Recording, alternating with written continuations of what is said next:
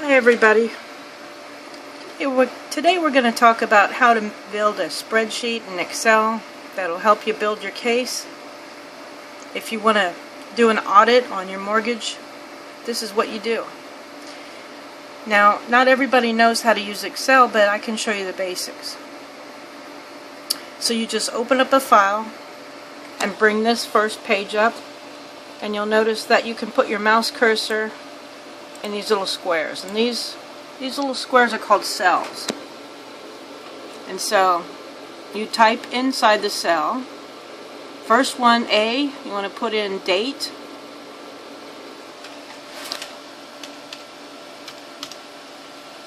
See that? And then you just hit the arrow key on your keyboard there, and as soon as you do that, it'll go to the next cell. You see? You can also hit the enter key. So you can play around with putting things in the cells, but I can show you. I already did a spreadsheet, so I'll show you how I did that. Okay, here we go. Hopefully everybody can read this.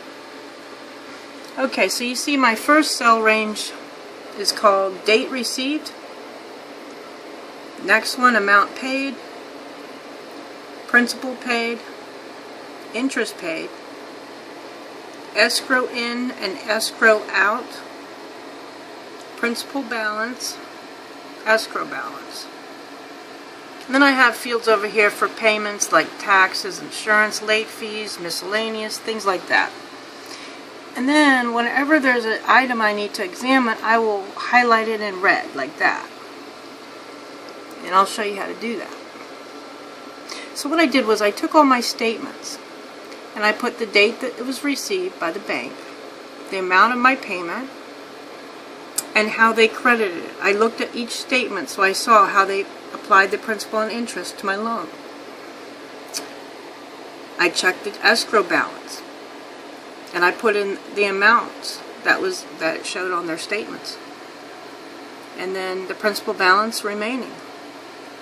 And if you do this, you're going to see some interesting things pop up. As you can see on the date of 4408 and 41108. You see those are both red. Well, on that date, apparently they paid my city tax twice. You see that? The payments were $725.22. And city tax. That made my escrow account short. My escrow balance was short. So, sometimes servicers will do this to make your account short, your escrow short, so the next payments that come in, because of the shortage in your escrow account, some banks will actually make you take your normal mortgage payment and apply it to escrow to cover the shortage. So you got to watch out for that. And you'll start to, if you do this with all of your statements and just put all the information on a spreadsheet like this and save it, you'll start to see things emerge. And what I do is I get my little notepad thing here, and then what you do is, this is how you build your case against them. You make your notes on the date. Here is what I put on the date of 4408, and again on 41108. A payment of, I think I didn't put it all on here, so I have two. Oops, let's see. Try this again, folks.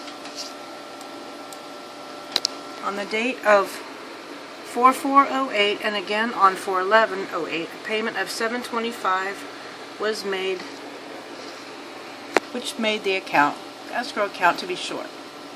And I was going to finish that with this caused subsequent payments to be misapplied. And this is one of those things that they will do to get you to try to cause default. This is called servicer cause default, and it's very good for you to build a spreadsheet so that way you can actually see what's going on with your case. You'll be able to have proof that you can use in court. If you need evidence, the best way to get evidence is to see how they wronged you, and what better way is to audit your mortgage and actually look. And these are the things that really matter, is is taking a really good look at your mortgage and do an audit, and you'll start to see discrepancies.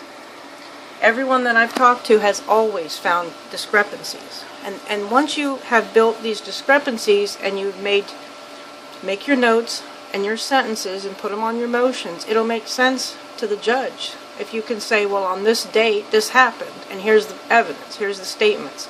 And if you have the statements, of course, then that backs up what you're saying, and they can't really object to it. It's not considered hearsay. It's actual evidence. And this is something the banks don't want us doing. It does take some time, I will tell you that. It took me a few days to get all this done, because it means having to get out all your statements and put them in order. You know, and it's just a lot of work. But hey, it's worth it. Trust me. You won't believe the things you find on these little audits you do. Okay, so I hope this helps everybody out. I'll try to make more of these so I can help you all better. If you have any questions, let me know. Alright, talk to y'all later. Take care.